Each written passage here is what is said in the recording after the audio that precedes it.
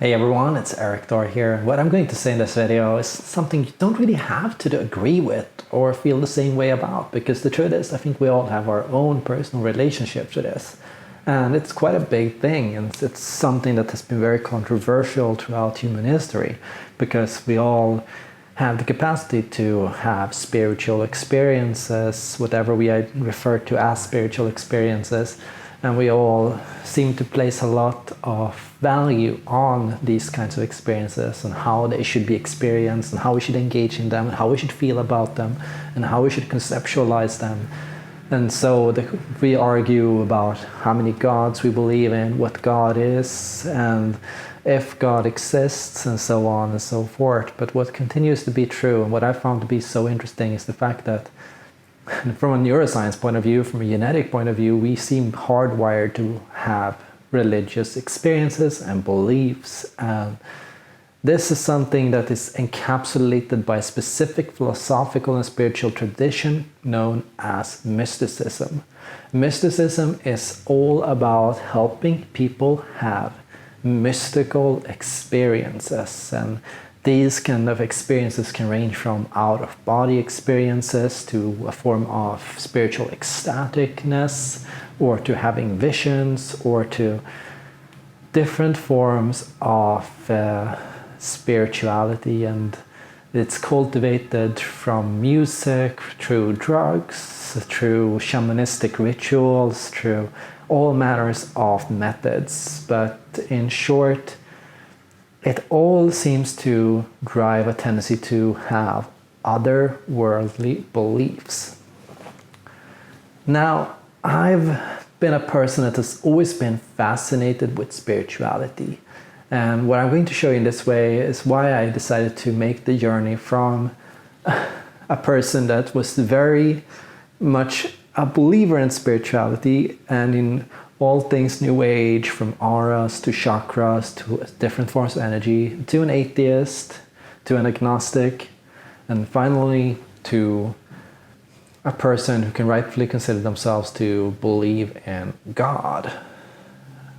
So I've had this U-shaped journey of, being very naive and being very optimistic and believing in everything, to being extremely skeptical and critical of things and being very prone to questioning everything I hear and everything I see, to after a lot of time spent engaged in the rational process and the scientific method and in trusting evidence, I've found a way to believe in God without necessarily having to give up on critical thinking, science, and the scientific process. And after this video, I think you might have a deeper understanding of why so many people with a higher level of education actually still believe in God. Because the truth is, whether you ask doctors or physicists or any form of scientists, you'll find that there are a lot of scientists out there that believe in God, and the question is, how is it possible? Shouldn't science, modern day science, cure spirituality and prevent us from having these kinds of metaphysical beliefs? And what do these people even mean to be God? Because the truth is, when an educated person says that they believe in God, they might not mean in the same way as when, for example, a kid says, I believe in God, right? Because when a kid says, I believe in God, through no formal form of education, through faith alone, through experience and through a feeling that they got maybe from being in church or from listening to their parents or from just being, right? Maybe they derive that conclusion all on their own, just through some form of vision or experience that they had, or something they saw or experienced that made them feel that there must be something bigger, right? Because the truth is, I think people that are more educated, because they are more prone to rational thinking, more prone to critical thinking, spend more time dissecting beliefs and engaging in the scientific method, I don't think they can rely purely on faith. And it's not just a matter of faith which drives them to believe in God. It's not necessarily this, naive, yeah, God exists, yes, magic is real, yes, all these things are possible. It's something that is much more pragmatic. And so if you start interviewing a person who is spiritual yet well established in science and academia, you'll find that their view of God is quite down to earth. They don't believe in this hand that comes down from the clouds and puts things right. They don't believe in wand waving or make believe, make wish, like naivete, right? It's not that they are saying that oh well, through the law of attraction, if you just want it high enough, you're going to win the lottery tomorrow and everything's going to be perfect. It's rather that these scientists, perhaps through their studies, perhaps through life, came to say that, hey, perhaps there is something very supernatural about the real and objective world. And the flip that happens is, typically when we're young, it's a question of, for example, I had 2 Jehovah's Witnesses come knock on my door once when I was a kid, and they came up to me and they were like, Eric, don't you think this world is too beautiful to have just been born out of chance, right? And here, you can hear already, they feel that evolution is just the toss of a dice, right? That our universe, the Big Bang, all of these kind of random factors are simply too random, impossibly random, right? So how could life have evolved? How could all these things have happened? Well, it can't have been random. There must have been some supernatural God that just magically made it all perfect, right?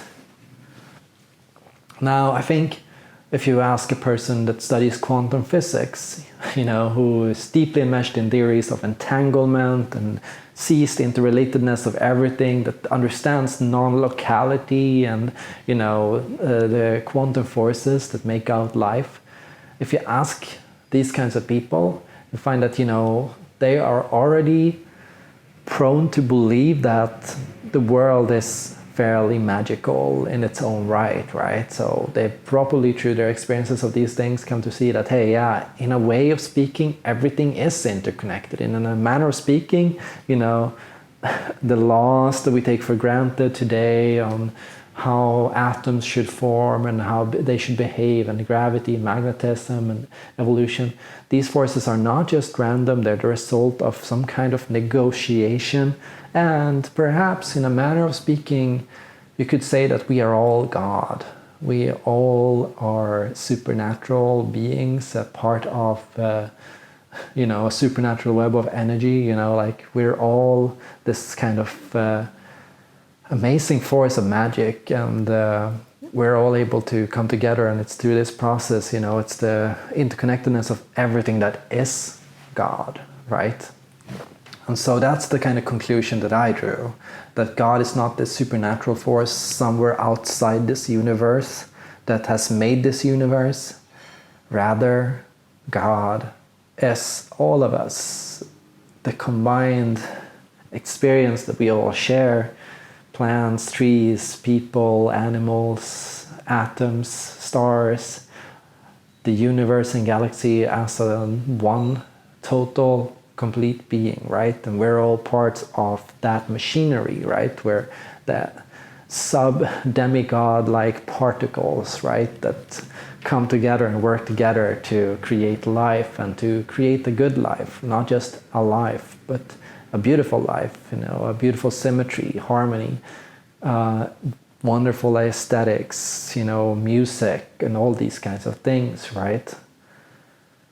And so that's the kind of spirituality that I arrived at from being an atheist that simply said, well, there is nothing supernatural, there is nothing magical, to somebody that said, actually, I find this world to be quite magical. And the truth is, I think I already had this realization when I was a kid, right? Because when the Jehovah's Witnesses came up to me and they said, don't you think, Eric, that this world is too magical, too beautiful to have been born out of chance? What I responded to them already as a kid was, I think the world is beautiful because it was born out of chance, right? The fact that it's all come together so wonderfully just through the process of negotiation between atoms, siding with each other on what matter to form and how to interact and how things should work. You know, this entire experience that we're all sharing on this planet and in this universe is quite wonderful. And it's being made quite wonderful, and it's continually being made better by the labor of everyone, of the bees gathering honey, of the trees building root systems, of the plants that create air through the process of photosynthesis. We're all a part of making the world a wonderful place to live in. And to me, that's a spiritual experience. And if you look at people like Abraham Maslow, who studied post-actualized people, one thing that he saw was that post-actualized people had spiritual experiences or post-actualized experiences all the time. So what he saw was, these people walked around as if driven by a feeling of awe towards the world. They were like seeing the wonder in everything. These post-actualized people, they were people that were quite humble, that saw themselves as servants, that tried to make the world a better place. These people felt like they were serving something higher than themselves. They were acting in the nature of or in the name of something good. And it was this that is this kind of human spirituality that is already in our genetics, in our wiring as human beings, because it's spiritual. The capacity to have spiritual experiences in humans has already helped humans achieve a lot of human goals, right? So it's allowed us to cross oceans without knowing what's on the other side.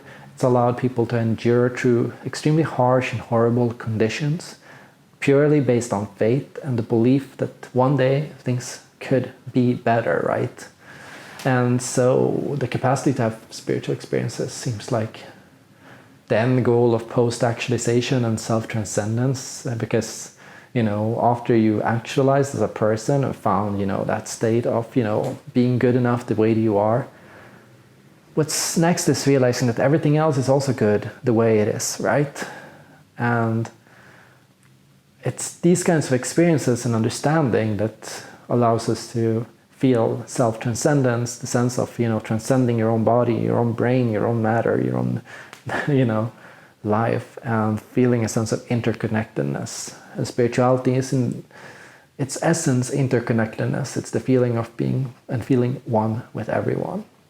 Like as a kid, I used to feel like I was part of this grid that stretched out throughout the earth, and I felt connected to all the kids and people all around me, right? And I felt, their energy and their life, and I felt, how we were all a part of this one thing. And yeah, I found that to be quite a nice and wonderful experience. And you might say, like, how are those kinds of experiences possible? And are they just make-believe? And are they just happening in my own head? Or are they real? Well, we already know that humans and our brains tend to synchronize their energy towards one another when in the same room.